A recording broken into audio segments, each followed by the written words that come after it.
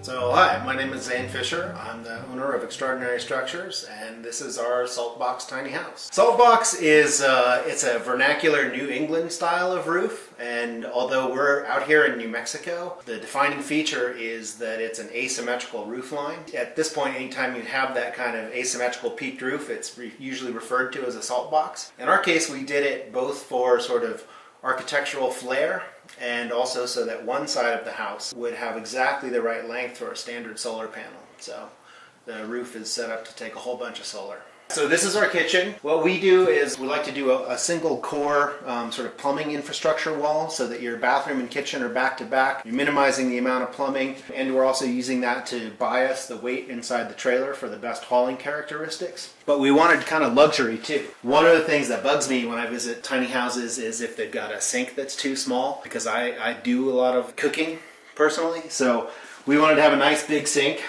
So this is bigger than you're going to have in some apartments. And then we have a sort of a diverse cooking ecosystem here, from a convection toaster oven to a 2-burner induction. But you could outfit this with a larger refrigerator and more of a standard stove and oven.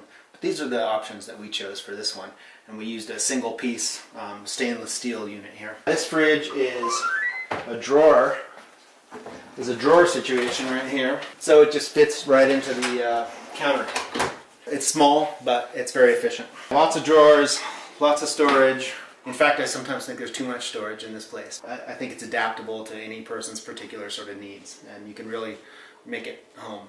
So the bathroom is, it's bound to be small, right? It's in a tiny house like this, but we wanted a different characteristic. We have sort of a Scandinavian wood cabin style interior going on, and we wanted to sort of, create a whole different environment.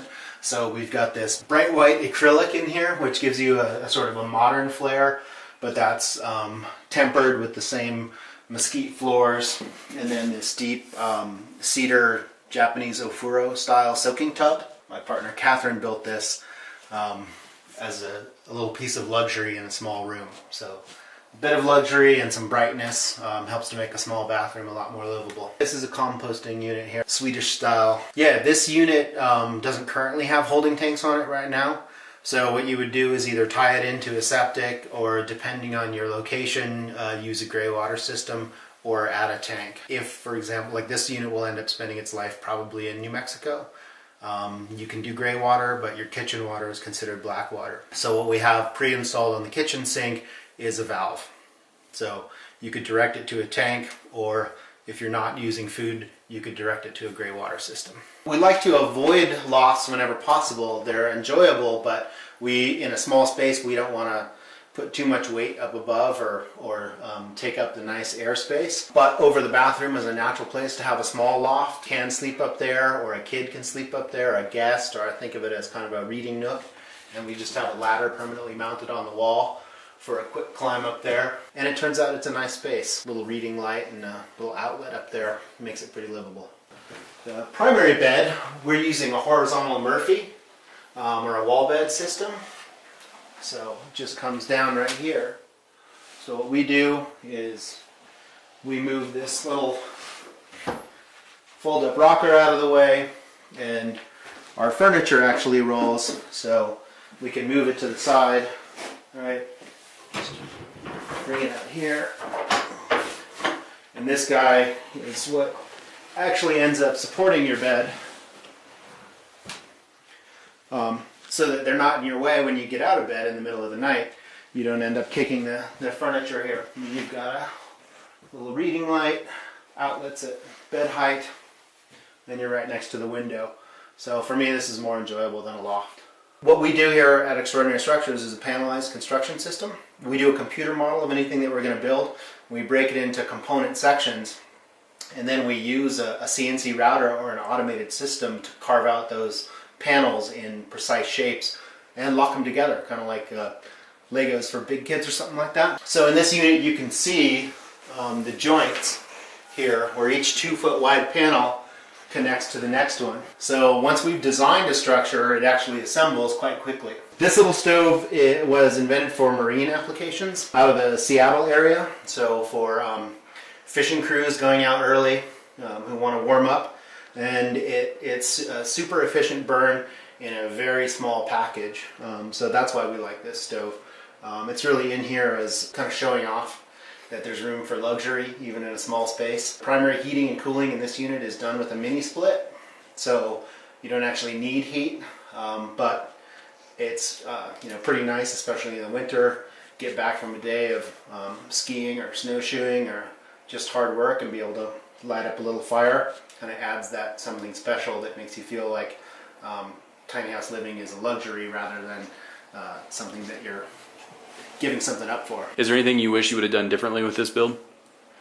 There are some small things, just in the ways we've configured some of the drawers. So I think we've changed some ideas about that. We've learned some lessons about how to run infrastructure in the most optimal ways, especially if we're not building the whole unit for someone, or if we're providing a shell, which is something that we do. How to make sure that it can work really well for electrical and plumbing trades. Part of that is the tiny configuration, and part of that is using a panelized construction system like we do. Overall, I think we're pretty happy. You know, we've got other floor plans that we're working on that are different, but this one has a lot of versatility in it for us. Where do you see the future of this? Do you see this as something that is going to be progressing for many years to come, or do you see this as something where it's going to be a niche, small market that's always been there, but now they're starting to become more aligned with the thought process of the tiny home living? Yeah, I think that there are components of it that are probably niche-y, but I think the idea of smaller, sort of smarter, energy efficient spaces, a little more minimal, especially for people who realize that they don't need much, but they place a high value on maybe resources that are shared in a community or open space or wilderness. I think it's going to continue to branch out. So I see it as we work through zoning issues. I see it having a pretty large impact on cities where we see prices escalating out of control and a need for higher densities, but in different form factors. And I see it as a way to add to a sort of healthy housing ecosystem overall as we move forward. So I think there's a place for it, and as we see, we're doing a panelized system that allows for sort of rapid assembly, and there are other people out there who are not just building small, but also innovating in the housing construction area. And so to see companies coming up like that is exciting, and I think it does point to the